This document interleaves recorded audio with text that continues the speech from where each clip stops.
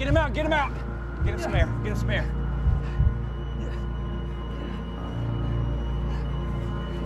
I'm going in. Okay, give me light.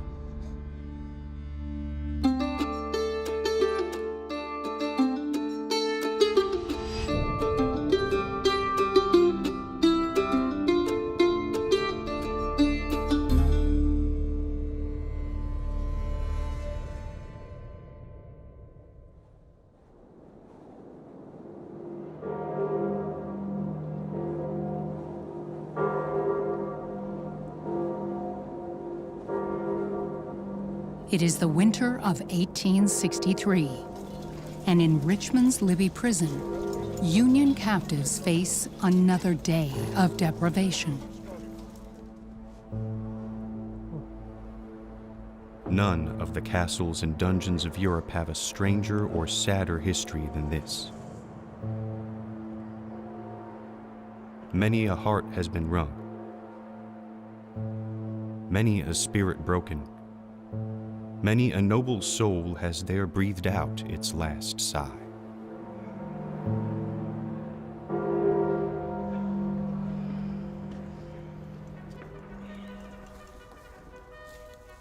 Get up! Get up! Get up, goddammit! It's the third winter of the war. Richmond is still the capital of the Confederacy. Both armies have sort of gone to their winter camps and are doing more or less nothing but trying to survive.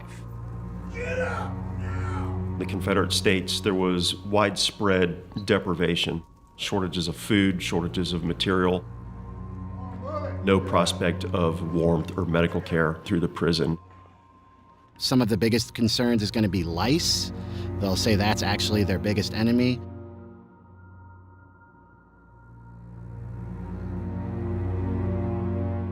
Richmond is growing restless.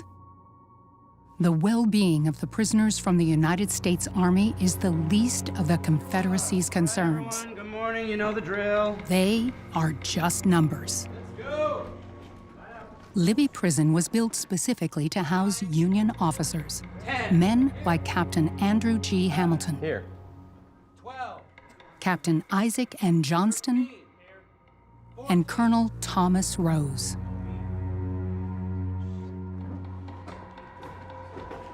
Early in the war, both sides exchanged prisoners regularly. But by this point, these exchanges had virtually ended. More than 1,000 are now crammed into this old warehouse by the James River. Their imprisonment isn't about individual punishment. It is about keeping able-bodied men off the battlefield. As far as you were concerned, once taken prisoner, you were in for the duration of the war. Apart from the daily roll calls, captured soldiers are largely left to their own devices. Reading the first-hand accounts of prisoners like Captain Isaac Johnston, you can be lulled into feeling like they didn't have it so bad. But the truth is that it was horrific. Throughout the Civil War era, both sides had to create prisoner camps on the fly, basically on a rush job. Nearly 10% of Civil War deaths occurred in prisons like this one. The way the Confederate States and the United States treated the prisoners of war became a major political issue between the two sides during the war. These men are starving, they're dying, they're freezing, they're being treated inhumanely. Care packages sent to Libby's prisoners are treated with suspicion and left inside an old tobacco shed, cutting off a vital link to the outside. It's just this grinding sense of day-to-day nothingness. And you can imagine what that did to the imagination of the prisoners in Libby. I know something of battle. I am familiar with the long and weary march, the want of food and thirst. I've been stretched, almost lifeless. Months of sad and weary, hopeless captivity. Should I be a prisoner in the hands of the foe? Lie helpless amongst the dying?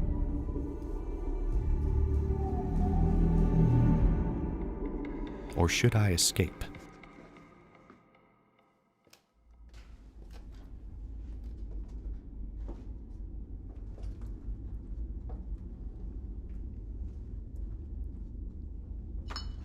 Hello?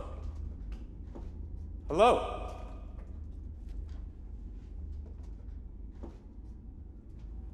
Major Hamilton. Colonel Rose? Colonel Rose. You came in here with the Chickamauga prisoners? 77th PA. Rebs rolled our flank. I was captured at Jonesboro, Tennessee.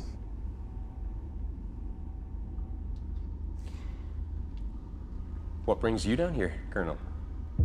It isn't uncommon for guards to plant spies among the prisoners, so they need to be careful. So Colonel Rose bumps into A.G. Hamilton and realized that they needed to pair up. I estimate the river's about 45 feet that way. Yeah, I think the sewer line is probably about 10 feet down, running along Canal Street. You think we can do it? I think we can.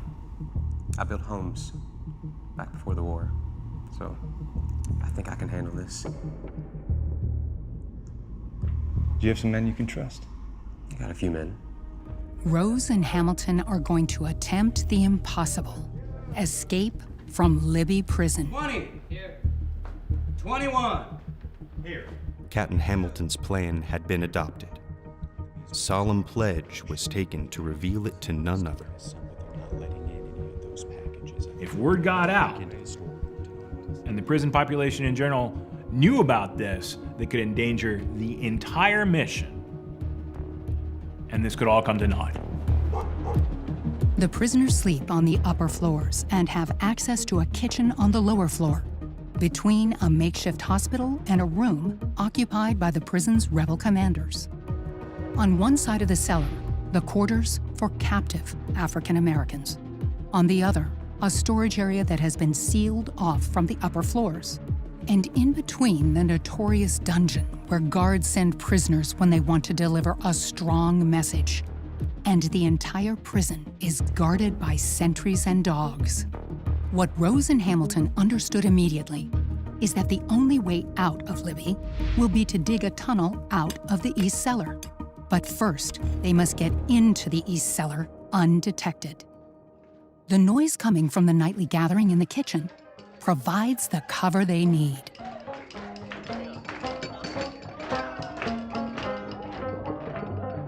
Hamilton, a house builder by trade, discovers a solution. But he only has a simple pocket knife to execute it. So the prisoners will devise rather ingenious stratagems of going through a fireplace and then replacing the bricks. As they went back into the prison, We got it. it looked like a regular fireplace, but it was really the secret entrance to the cellar. All right, I'm going in.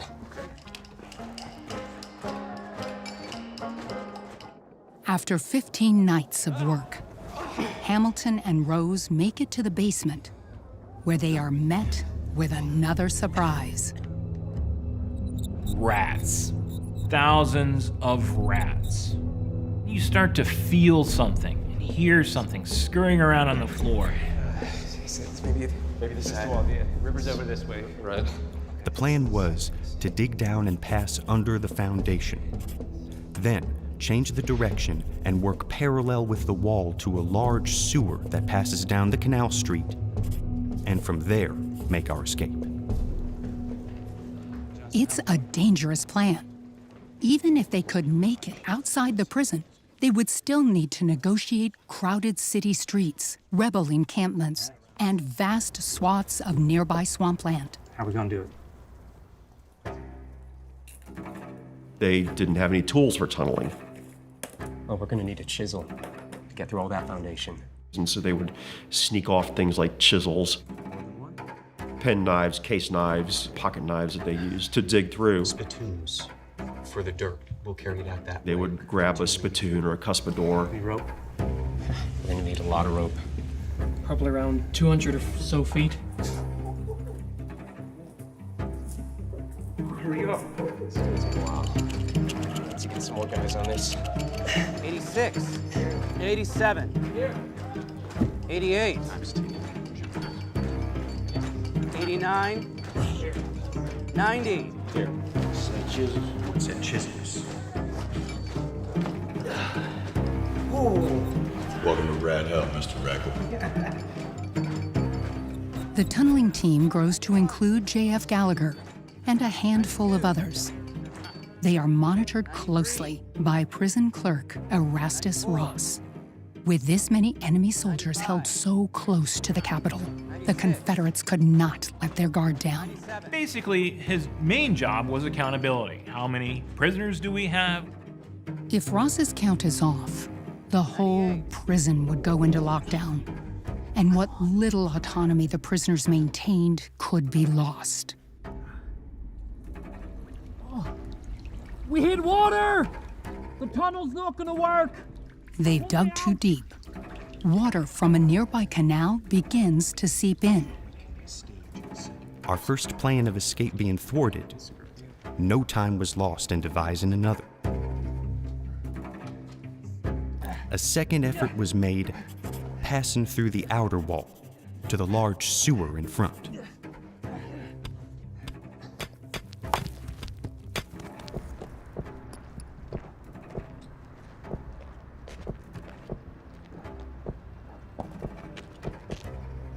Private, get over here.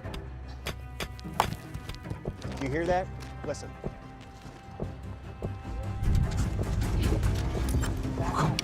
Might just be a big rat.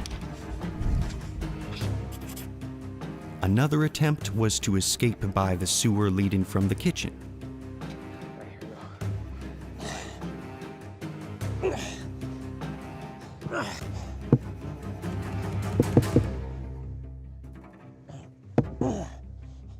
Bad news!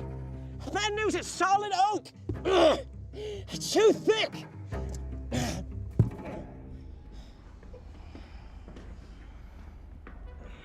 3 attempts, 3 failures. Roll call, wake up!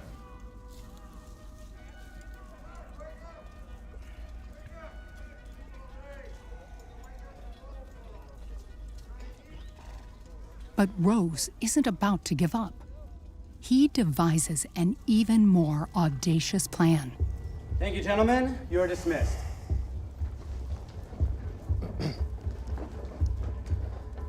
Ross, I need to talk to you about the boxes. Our men are hungry.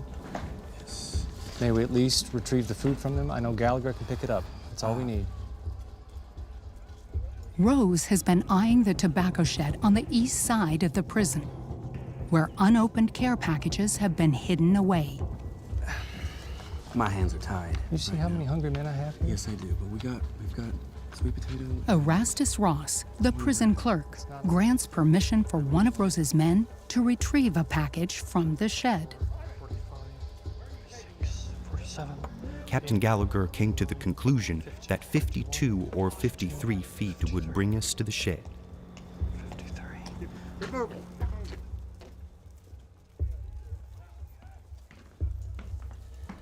38 days after they first begin chipping away at Libby's brickwork, the team begins their next escape attempt. What'd you find out, Gallagher? I walked it out. It's about 53 feet.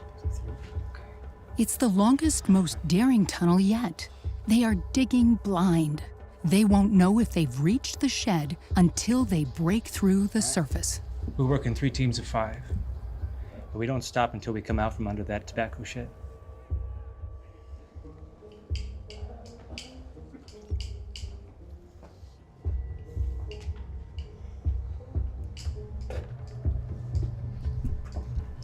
I have another 10 feet. Should be it. take it down to the crew tonight. Everything that happened in that hole, I need to know about. Aye.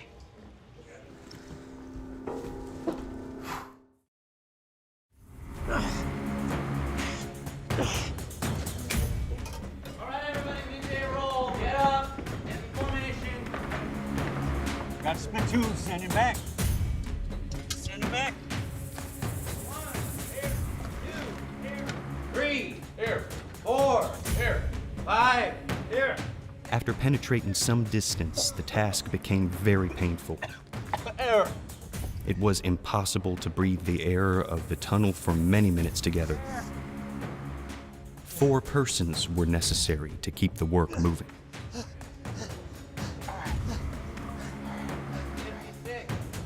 57, here. While the tunnel continues to grow, the digging team takes on an increasingly risky strategy. They dig around the clock. Sergeant, we've heard of some attempted escapes, so I need a named roll call. Yes, sir.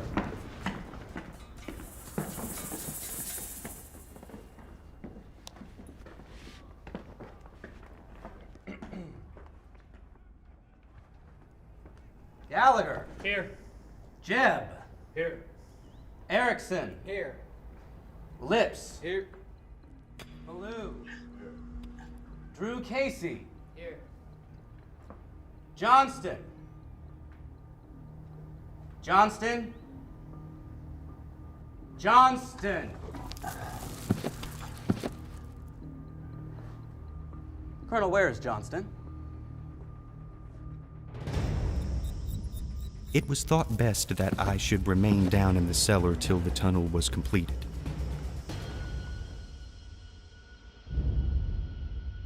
To remain in this cold, dark, and loathsome place was most revolting to my feelings. But the fear of being handcuffed and put in the dungeon induced me to stay. Ultimately, Johnston is marked down as escaped. There is no going back now. In response to Johnston's missing roll call, security tightens inside Libby prison. The same is happening around Richmond. The war is not going well for the Confederacy. Richmond is still the capital of the Confederacy. The Union Army of the Potomac is still very much interested in Richmond, as are the Army of Northern Virginia in defending it. Confederate armies still remained in the field and still held the United States armies at bay. There were newspaper articles in Richmond papers and in northern newspapers that were arguing over the condition of prisoners in Libby. The idea was to try to rescue these people because the newspaper reports were so dire about their condition. The prisoners aren't allowed outside, but it is clear that messages are getting in and out. Most people forget that there was a large and active Union underground. Prisoners were able to remain connected to the outside world because, unsurprisingly, there were numerous enslaved people either working nearby or even sometimes working at the camps themselves that would help on occasion to provide information, maybe even provide insight on possible avenues to escape. The war for freedom, the war for patriotism was always personal for Black people in the United States. While the Confederates search for the source of the leaks on the upper floors, they don't realize that information is also being traded between captives in Libby's cellar and the servants and enslaved people passing by the prison day to day. What the prisoners discovered was a pre-existing system of individuals who were expert at evading the surveillance of white people. The risk for Black people, free or enslaved, was everything. Ultimately, their lives.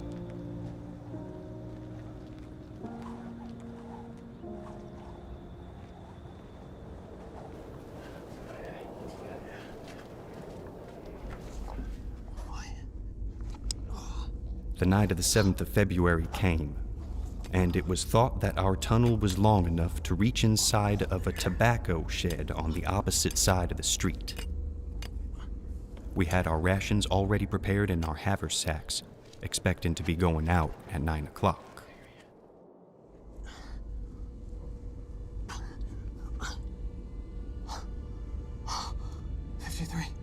'53, please! Can't hear.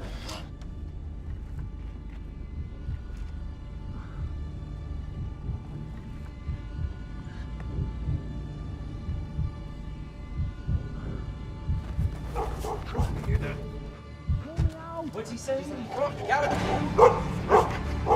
Somebody calm these damn dogs down. What the hell are they barking at? Success? No, all is lost. I made a hole, a small opening on the outside of the shed. It was within a few feet of the sentinel who was on guard. They'll soon be here to arrest us. Go! Go, hurry! Boris, up to roll call. I'll stay here with Justin. All right. Come on, we gotta clear it.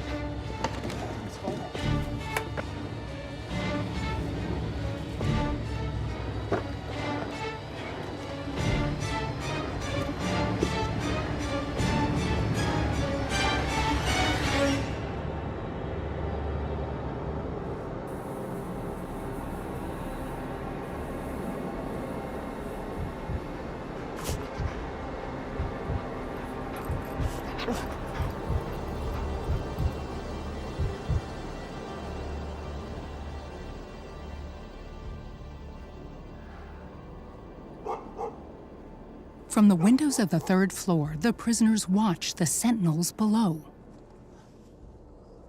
In spite of the commotion, they did not discover the hole, and the prisoners quickly worked to cover their tracks with a pair of pants and some carefully placed dirt.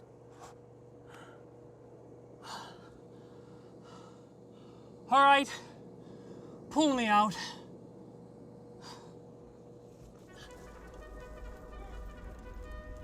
The next night, the mining operations were resumed.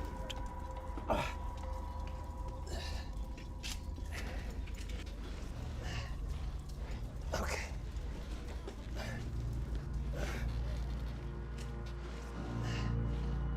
Okay.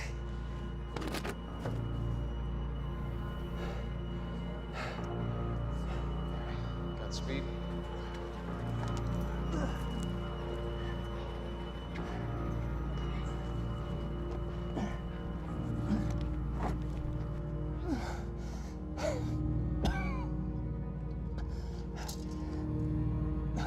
More air!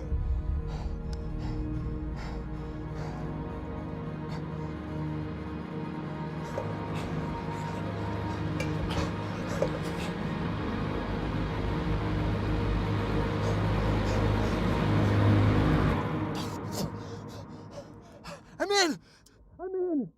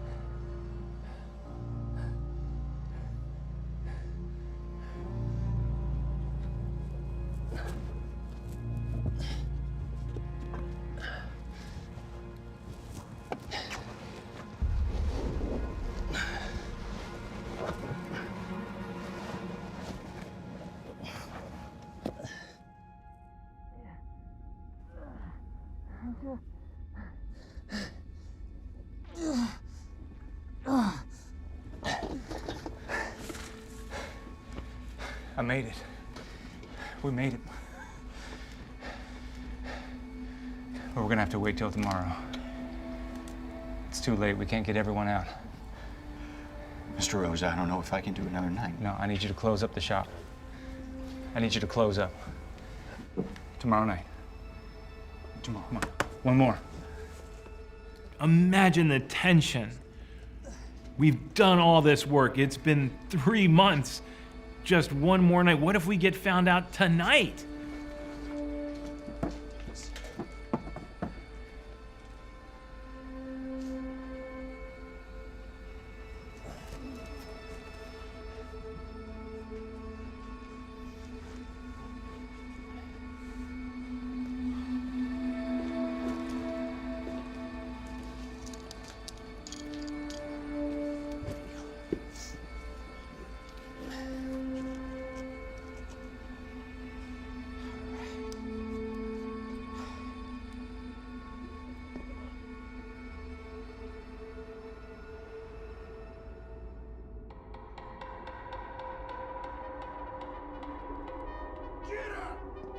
Get up!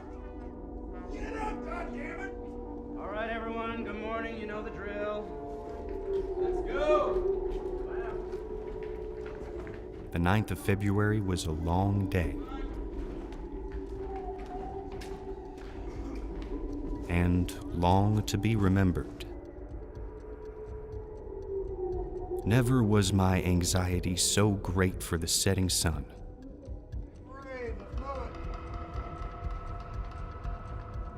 Jeb. Here. Gallagher. Here. Malou. Here. Erickson. Here.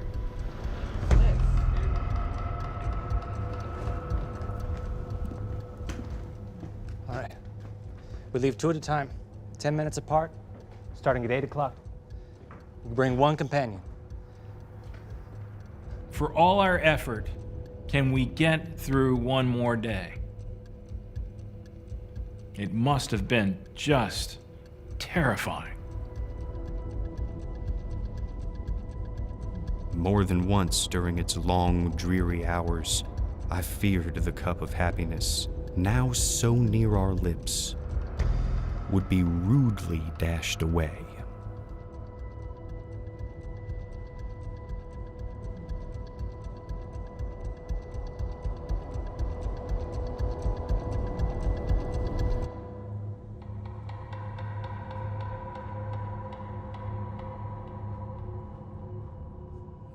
It's 8 o'clock, sir. Good luck, sir. Okay. Keep moving, guys. Come up. Gentlemen, it's been a journey, but we're not home yet. Stay in small groups when you get to the surface. Avoid the sentries. Godspeed, good luck, farewell. There was a shade of sadness on many a brow, for we were about to go forth 2 by 2, to separate, to meet again. When? Perhaps never.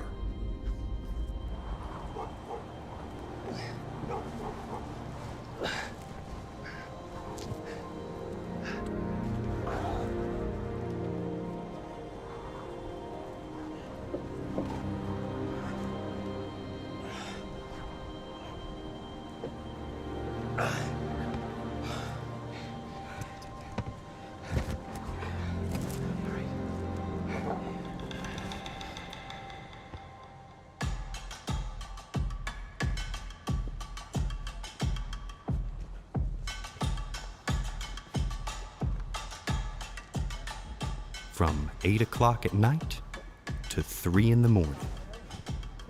109 persons thus escaped. One of the challenges that the escaped prisoners had was getting out of the city of Richmond. Many of them had to walk through a crowded downtown thoroughfare to get to the outskirts of the city and move east or north toward the United States Army.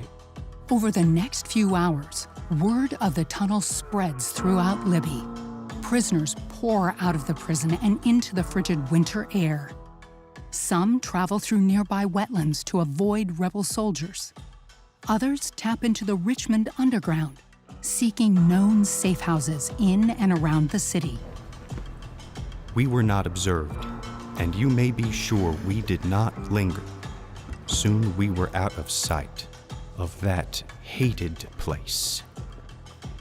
You've got this very tangible event happening in the midst of the Civil War. It's not Robert E. Lee did this or Lincoln did that. This is the everyday man tunneling out of Libby, embarrassing the Confederates, and showing them the fight will go on all the way to the end, all the way to freedom. Those men look like Yankees.